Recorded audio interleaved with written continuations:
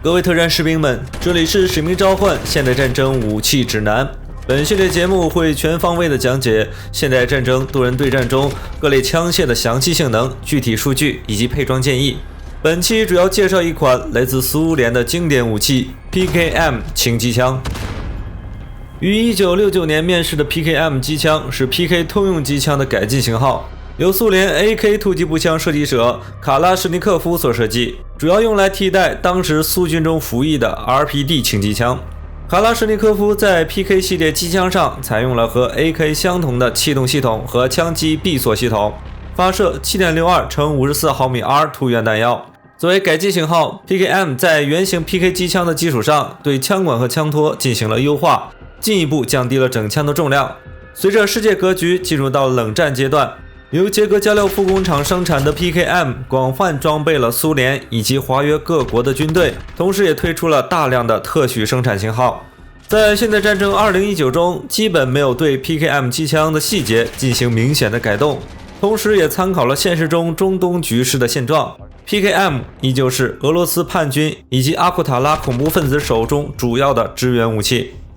在多人对战中， PKM 在自定义系统开放后即可解锁使用。在伤害方面， PKM 和其他3款轻机枪的数据基本相同，对身体有3个不同的伤害部位，分别是头部的 1.5 倍、胸部的 1.1 倍以及其他部位的正常伤害。在射程方面， PKM 只具有一次阶梯式伤害衰减，在39米以内的基础伤害值为31，爆头伤害为46，胸部伤害为34。39米以外则恒定保持基础伤害28，爆头伤害42，胸部伤害30的威力表现。如果使用 Stopping Power 大威力弹药，在全距离上都会减少1发胸部的臂敌命中数，但是对其他部位没有任何影响。因此可以看出 PKM 的平均臂敌命中数可以稳定保持在4发，如果近距离射击胸部或者全距离全部命中头部的话，则可以做到3发臂敌。此外 PKM 的口径为 7.62 毫米，因此具有中等偏高的穿透效果，也是本作中除了霍尔格26以外机枪普遍具备的穿透性能，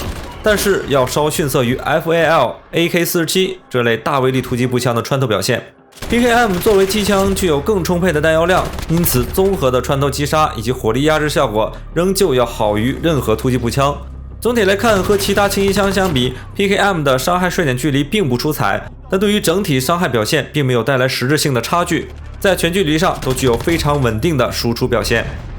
PKM 拥有3个枪管配件，第一个 18.2 英寸紧凑型枪管，主要用来提升 PKM 的机动力，可以提升2帧的抬降速度以及 1% 的移动速度，相应的代价是降低 10% 的射程，将伤害衰减距离缩短至35米。第二款 26.9 英寸加长枪管可提升 18% 的射程，并降低 20% 的后坐力强度，负面效果为增加1帧的抬降时间，并减慢 1% 的移动速度。最后一款 25.9 英寸重型枪管上的提拔造型源自于 PKP 轻机枪，注意不要被其枪管长度所误导。这款 25.9 英寸的枪管虽然表面上比上一款枪管更短，但是射程却进一步提升到 20%， 同时也会增加1帧的抬降时间，但是不会影响到移动速度。因此2款枪管的区别除了造型以外并没有太大的差异。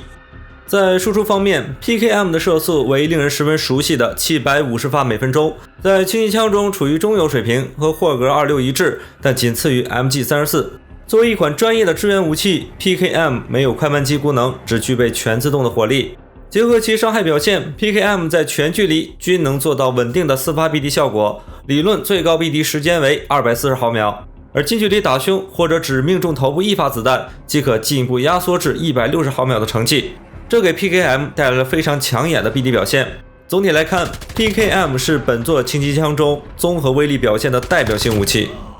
那么在续航方面， PKM 使用了 7.62 乘54毫米弹药，在本作当前版本中，只有德拉古诺夫狙击步枪采用了相同的口径，但是 PKM 基本不用考虑在战场上捡子弹的问题。因为它是本作中持续火力时间最长的轻机枪。在默认状态下 ，PKM 就装备了容纳100发子弹的弹链以及一个后备弹匣，但是通过改造，额外还有150发弹链甚至200发弹链供玩家选择，是本作中单个弹匣容量最大的常规武器。位居第2位的 M91 最高只能提升到150发的水平，相应的 PKM 的换弹速度是一个主要的缺点，其中途换弹时的平均时间为 6.77 秒，完成换弹动作平均耗时 8.8 秒。如果空仓换弹的话，其装弹时间仅提升至 6.82 秒，完整动作耗时依旧保持在 8.8 秒不变。实际上，较慢的换弹速度是大容量机枪的通病，我们不必对 PKM 进行苛求。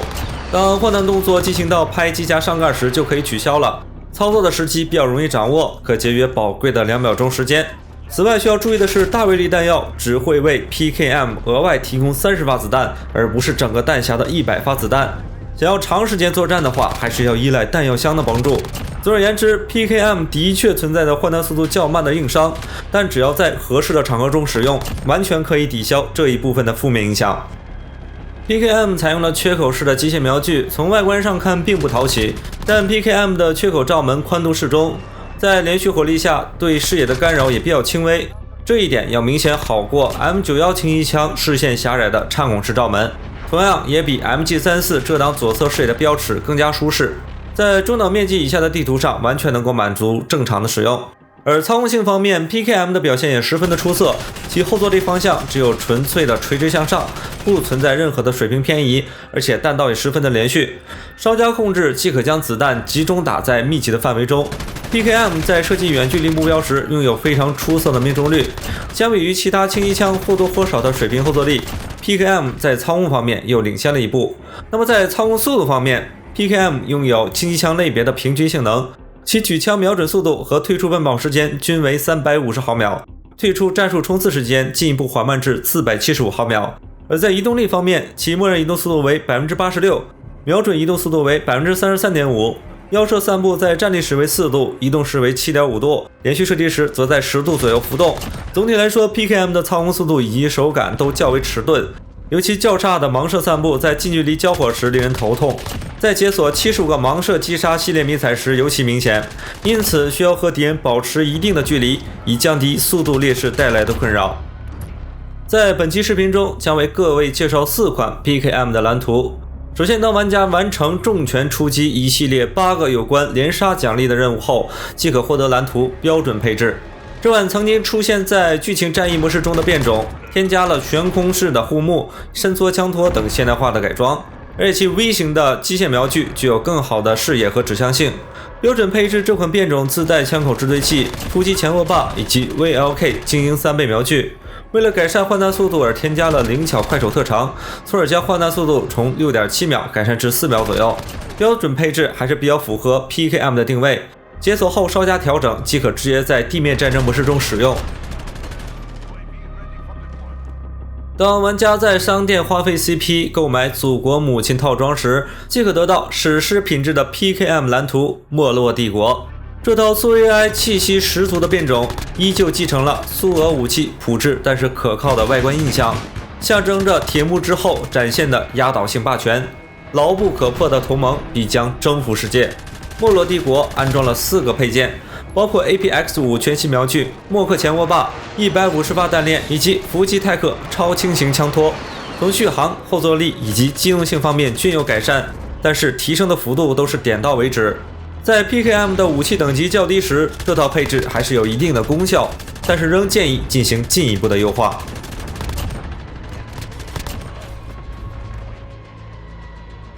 在当前赛季中，玩家在购买战斗通行证并达到51级时，即可解锁 PKM 武器蓝图霸气外露。根据设定介绍，这款变种由伊万诺夫军火集团进行定制，安装了枪口支退器、25.9英寸重型枪管、特战前握把以及削弱移动4个配件。前面也介绍过了，安装了25.9英寸枪管的霸气外露，其外观更接近 PKP 轻机枪。同时导气管部分以及所使用的弹药外壳均采用了更明亮的金色材质。虽然颜值部分还算不错，但是霸气外露的配件实在有些不伦不类。因为没有安装瞄具和大容量弹匣，更偏向于近距离作战。但是选择的其他配件都严重影响了抬枪速度，使用的手感十分的拖沓。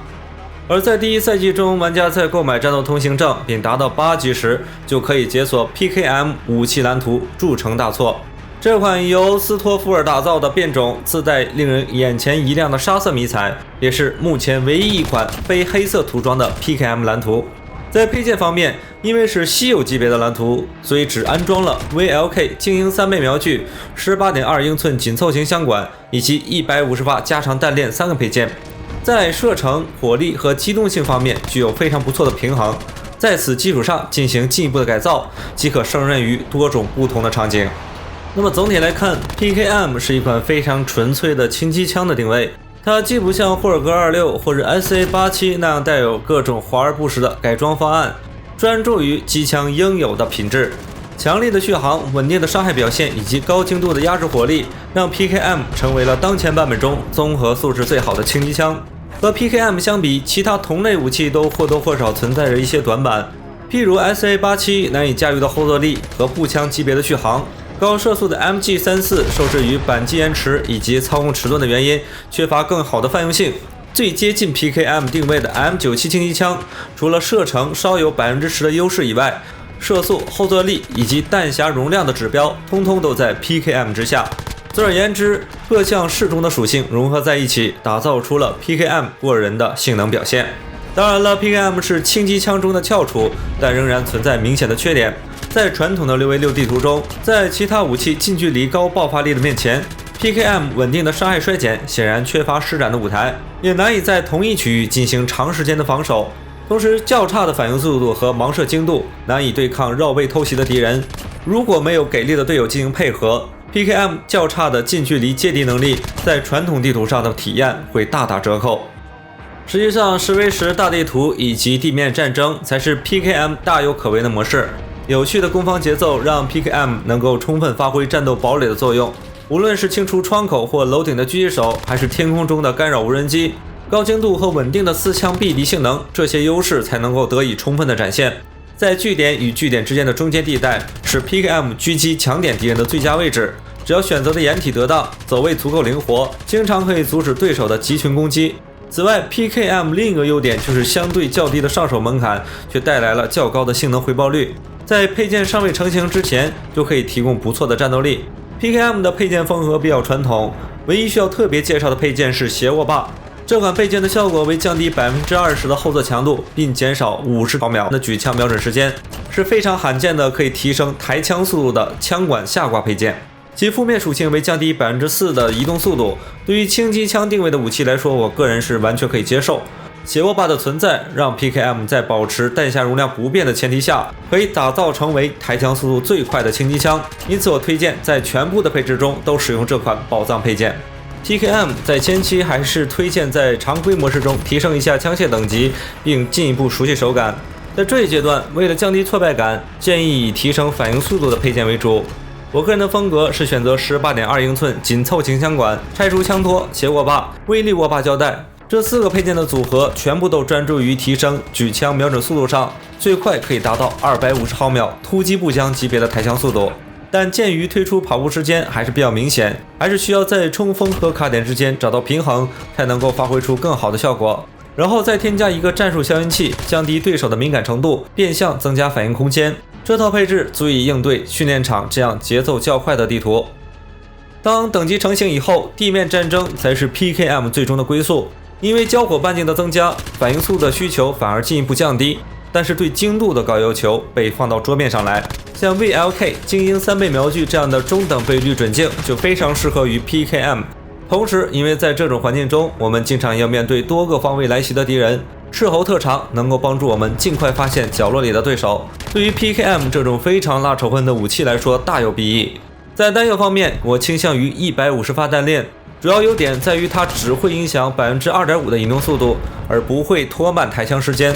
而容量更大的200发弹链不仅会减慢5%的移动速度，更是会增加25毫秒的抬枪时间。综合考虑下来，反应速度更快的选择则更适合我。剩下除了必备的斜握把，只剩下一体式消音器。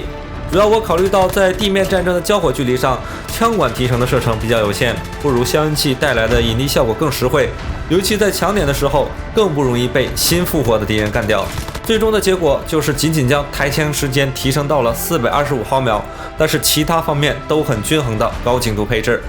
好了，以上就是本期《使命召唤：现代战争武器指南》的全部内容了。以上提到的相关数据基于2020年1月21日的版本进行实际测量。那么对于 PKM 这款简单粗暴的苏系武器，大家有什么心得和看法？欢迎继续在评论区中分享。那么各位士兵，本期视频到此为止，我们年后再见。